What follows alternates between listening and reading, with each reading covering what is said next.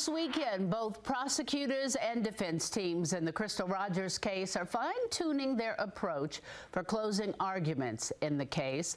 Tomorrow kicks off week 3 of the trial in Bowling Green.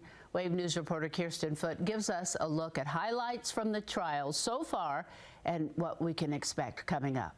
Saturday marked 10 years since Rogers' mother reported her as missing. The body of the Bardstown mother of 5 has never been found. This trial has been taking place in Bowling Green after a judge ruled that because of its publicity, it needed to be moved out of Nelson County. Because of the holiday weekend, court hasn't been in session since Thursday. So big takeaways from that last day of testimony.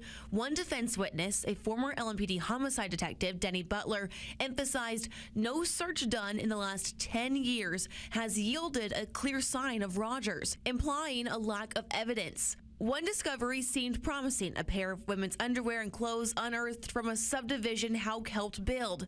But a DNA profile was never developed, so Crystal Rogers' DNA can't be included or excluded from the evidence. Prosecutors then asked Butler if every homicide case produces trace evidence or DNA. He said no, not every case does, but it's unlikely that it would not yield something. Our Wave legal analyst, Leland Holbert, talked about what all this could bring into the third week of the trial.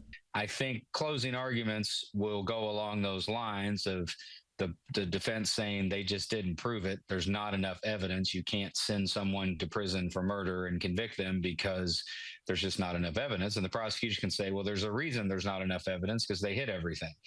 They're skilled. They planned this out. There are multiple people. It wasn't just a one-man shoddy job. Closing arguments start tomorrow in Bowling Green. Deliberations are scheduled to start Tuesday. And once we learn the verdict, we'll share that update on air and online at wave3.com. Kirsten Foote, Wave News.